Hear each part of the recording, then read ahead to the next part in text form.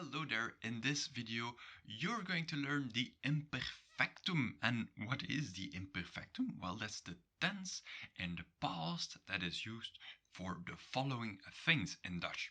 That is, actions that happen regularly, actions that happen at a specific time, actions, things to describe actions or to describe things.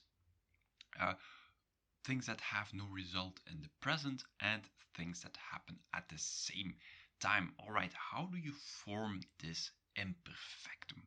Well, or the simple past or past simple in English. Well, how do you form it? Well, simply you just put te or de behind the root of the verb. So that's ik werkte, I worked, ik woonde, I lived. Rather easy, right?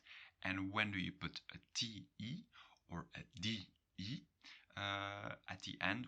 When do you choose to put a t or d?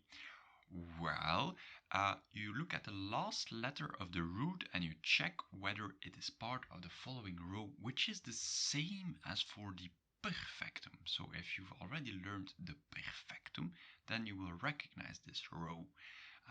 So that's SFT KTCH P. So you could shorten it as soft ketchup, or you could make a word out of it, soft ketchup. And as you see, werk, the last one is K, part of soft ketchup, so it's a T. Woon, that's an N. Well, it's not in soft ketchup, right? So you're going to put a D. And two special cases are if the root ends with a Z, Z, then you're going to use a D because it's not part of this row. However, in this case, for example, ik reisde, you're going to put a D there, and ik wiste, so that's I traveled and I erased. So reisde is traveled and wiste is erased. You see there's a T and there's a D. But in the infinitive of reizen, which is used to make the root, there's a Z, so that's why it takes a D and not a T. And wissen, it's an S, so it takes a T. Alright, and it's the same for F and V. Ik liefde, I lived, with a D. And ik besefte, I realized. So V not part of the soft ketchup, so leven, no V in soft ketchup, but an F is there. So that's why we're going to put a T there and a D for ik liefde. Alright, and for the single and the plural is rather simple, because it's wij werkten and wij woonden. And that's for the whole plural, and ik werkte en jij woonde or something, that's for the whole singular. So there are no conjugations, it's just the N you put in the plural and no N in the singular. That's rather simple, right?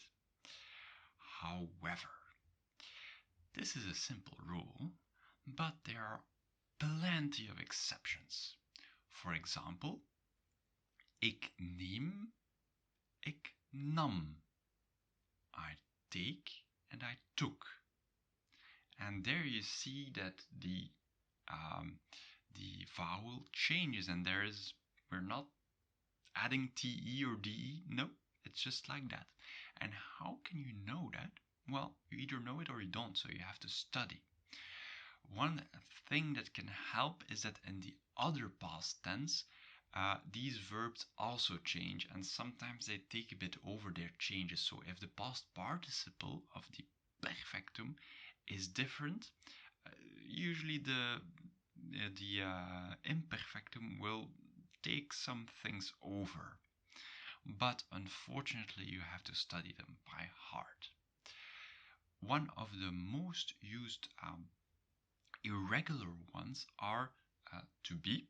So that's ik was, and in the plural waren, wij waren, we were, I was, and we were.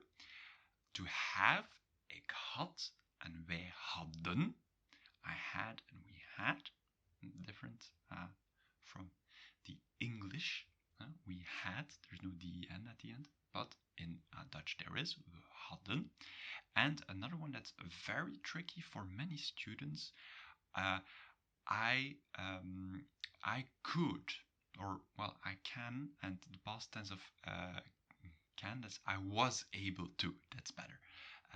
I was able to is ik kon. En wij konden. We were able to. Alright, in the description there is a link to all these exceptions. Plenty of exceptions, unfortunately.